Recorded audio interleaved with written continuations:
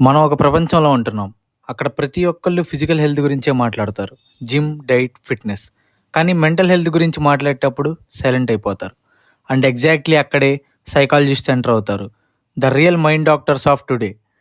12 తర్వాత నీకు human mind, people, emotions and thinking గురించి ఇంట్రెస్ట్ ఉంటే బీఎస్సీ ఇన్ సైకాలజీ అనే డిగ్రీ నీకు రైట్ రన్‌వే. ఇది జస్ట్ సబ్జెక్ట్ కాదు. ఇది మనిషిని అర్థం చేసుకోవడం అనే పవర్‌ఫుల్ స్కిల్.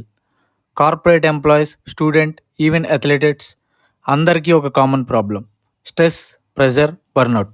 అండ్ ఇప్పుడు కంపెనీస్ రియలైజ్ అయ్యాయి mental health is the new productivity. ఇప్పుడు వాళ్ళు psychologist, counsellors and mindset ట్రైనర్స్ని హైర్ చేసుకుంటున్నారు. ఎందుకంటే వాళ్ళ ఎంప్లాయీస్ ఎమోషనల్గా స్ట్రాంగ్ అండ్ మెంటల్లీ ఫిట్గా ఉండడానికి.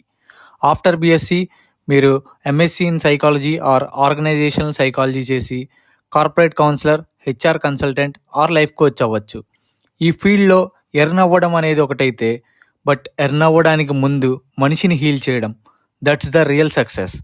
సో నెక్స్ట్ టైం ఎవరైనా సైకాలజీ అంటే ఈజీ బ్రో అని చెప్తే just smile and reply, we don't fix machines, we heal minds.